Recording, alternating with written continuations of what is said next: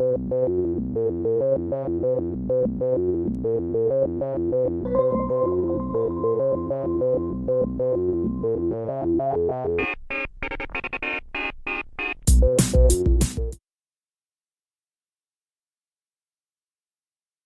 and welcome back to the History Hut as we continue our discussion of Islam. And we've been talking about architecture of mosques. We've been talking about literature, astronomy. But it sounds like they were great travelers as well. And does that produce any other major works?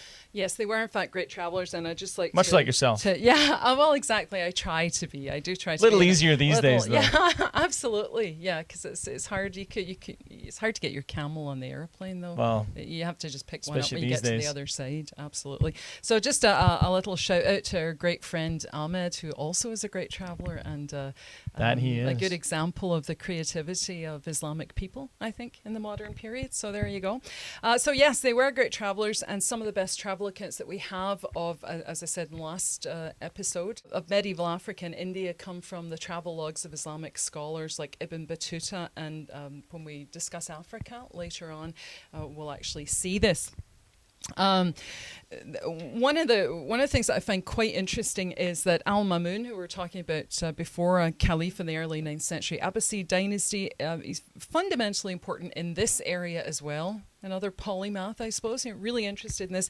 And he wanted an accurate map of the world. And so he had a team of scholars working on this. Now, this is really interesting because if you look at European maps before about the 1500s, they're absolutely terrible. It's just kind of blobs of things. And Africa doesn't exist. And of course, the Americas don't exist either. So even if you were to compare what Islamic people knew about the world with what Europeans knew about the world, they knew a lot more because they'd been in Africa by this time, so it's quite good. But in the end, this map, it was a team of scholars working on a map, and it included the Great Wall of China, over 500 cities, the 5 seas, 300 rivers, 200 mountains, and the 7 climate zones of the world, and it even revised the size of the Mediterranean and cleared up all the mistakes about the Indian Ocean, and that was all complete by 833, which is about when he died. So you get the most accurate map of the world to that point. The next major work, and I'm sure there are many in between, but the next major work that the West is familiar with would be in the 1130s, and it's another scholar called al-Idrisi. And he was commissioned by, now no jokes, he was commissioned by the Christian King Roger of Sicily. Sounds like a pirate, you know, King Roger of Sicily. And he wanted an up-to-date map, and it was to be etched, get this, on a 300-pound silver disc. So a huge 300-pound silver disc. And then it was to have a written explanation to go along with it. And of course, you know, just amazing. The written part was published in 1154, and it has a number of names, but in English it's just the Book of Roger. But it's got this huge long name about all sorts of other things in it. So it's the most up-to-date map yet, and it adds in lots of bits about Africa that Europeans didn't know about. It's copied in the West, and it made it clear that you could actually chart the world scientifically, right? So this is before you get to Mercator and the kind of Western charting. And when another version of it was produced in Rome in 1529, it was just credited to an anonymous Nubian geographer. So they don't even get credit for it. Al-Idrisi doesn't get credit for it in the end, but really amazing. He gets credit for it in the History Hut. Yeah, he's getting credit for it now. That's right. Shout out to Al-Idrisi. Yeah. Pour some Cristal for all our missing brothers. Okay. Anything else you'd like to know about? Moving right along. Did this interest in science produce any practical results, like for the economy, for example? Absolutely, it does. So you have an agricultural revolution. By the 9th century, this would remind you of China again because of the interest in irrigation and crop. Trying to find new crops. So by the 9th century, they were developing irrigation systems. They were combing the world as travelers, of course, for knowledge of new crops. And this is one of the things that people, until maybe about 10 years ago, just ignored. Historians would say, well, Islamic scholars gathered things in, but they didn't actually do anything with it. They didn't create a new synthesis, and of course we know that's wrong. So they're bringing in all sorts of new crops, producing these huge agricultural manuals, much the same as the Chinese would continue to do after the period that we were examining. And they create this synthesis of knowledge from the past, and also a synthesis of knowledge from different regions of the world that they're now kind of in control of. So they introduce things like crop rotation. See that in England in the 1700s. So again, way ahead. Cotton from India. It comes from India originally. It's introduced by the Islamic world into Spain, into the area that they hold, Al-Andalusia, this area that we were talking about. Sugar cane from Persia spreads from India to Morocco and then to Spain. And of course, we get our access to sugar thanks to that, so it's good. Bananas, subtropical, now grown in coastal areas, and then new crops like rice, citrus fruits, peaches, prunes, silk, apricots, cotton, artichoke, saffron, all this stuff comes in. Flax is cultivated, linen is exported, and wild grasses from Spain are woven into baskets and carpets. So they use absolutely everything. The orange and citron trees, the orange trees and the citron trees were brought from India about 900 AD, and they're planted first in Oman, and then they're taken to Iraq and to Syria, and then you see them all over the Middle East. And pomegranates, there's some interesting things. Pomegranates are brought from Damascus to Cordoba because the people that had moved to Cordoba missed the pomegranates. So they're like, could you bring us back a pomegranate next time you go? So you see that. And the same with the date palm, that's also taken to Spain. And the fig Newton. The fig Newton comes from that area as well. And so it's almost like later on in the British Empire, this book by Alfred Crosby called Ecological Imperialism that talks about the British going to different parts of the world, and of course moving things like moving tea from one part of the world to the other, moving rubber from this part of the world to Malaysia. And so it's the same kind of thing, kind of moving things around. They produced standardized farming manuals, just like the Chinese. They focused on ecological balance, and they're really focused on irrigation, because some of the crops only have to be watered every 2 weeks. Some of the crops like rice, it's all the time. So really important that they have good irrigation systems. So they use triangulation, and they also make use of their astronomers, because they use astronomical tables to show them the right time for planting and for harvesting. And if you're ever lucky enough to be on the Nile, you can look at the Nilometer, which is judges how much water's actually in the area. They build really impressive dams in Tunisia in the 9th century, and the Kebar Dam in Iran. It's an arched dam, and it's about 700 years old.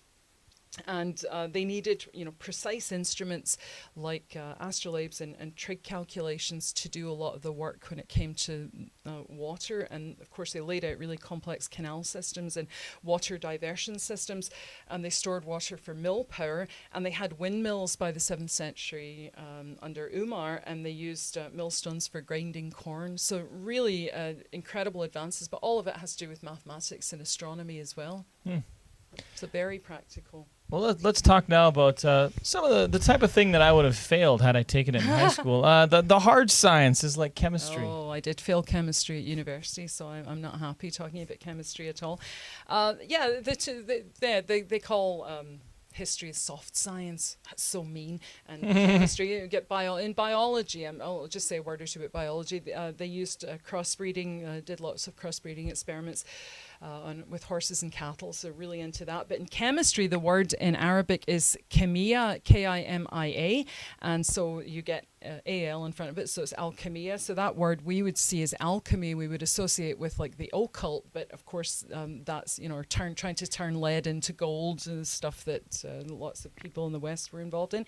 But for them, it was chemistry, and the three key people are Jabir, or Gaber, he's called in the West, al-razi, or razis, and al-kindi.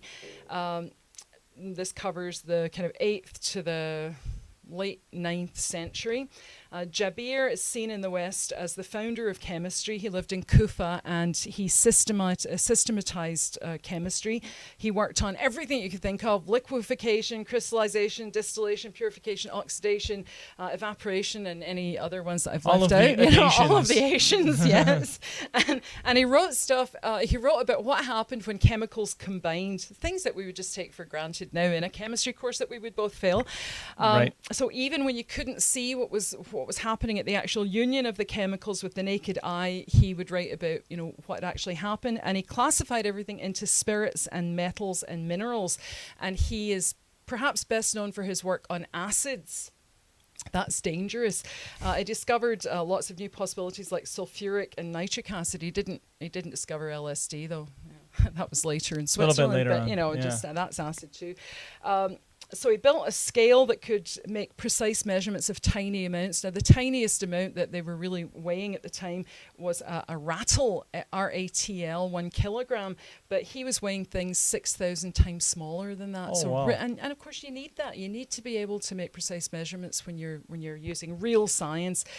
He was interested in the practical application in dyeing cloth, dyeing leather, dyeing people's hair. That was really popular as well. Still is. Yeah. So I see from the TV commercials. He did all sorts of cool things, like made cloth waterproof. He developed salts for glazing tiles and ceramics, and ink that you could read at night. Wouldn't that be every kid's dream? That would be like so cool. And paper that was fire resistant, just like into all sorts of things. And his work survives with very few alterations until the 18th century.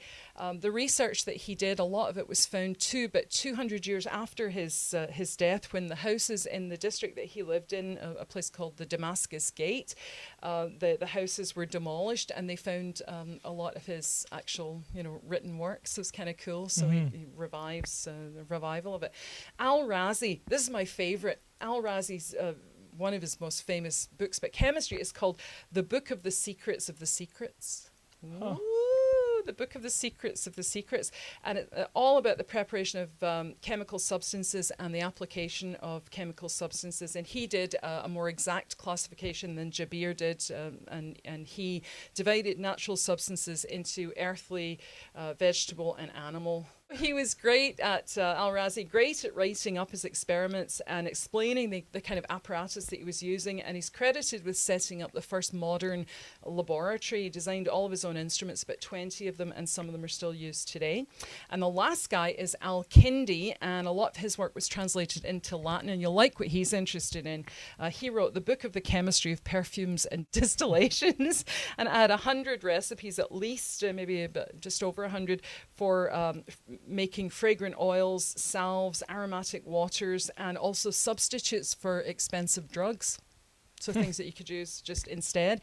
And he described over 100 methods for making perfumes and the equipment that you needed for perfume making as well. But he was a polymath. He was a philosopher, he was a doctor, he was a geographer, he was an astronomer, absolutely into everything. So even chemistry, maybe we should have stuck in at chemistry, because even chemistry, it sounds like the perfume making would save you a fortune buying stuff for your girlfriend, right? At all those key moments. You could just make your own at home, but since we're not very good at that, we can't do that. Join us for the final part. I know. We promise the final part of our discussion of Islam. We'll see you there.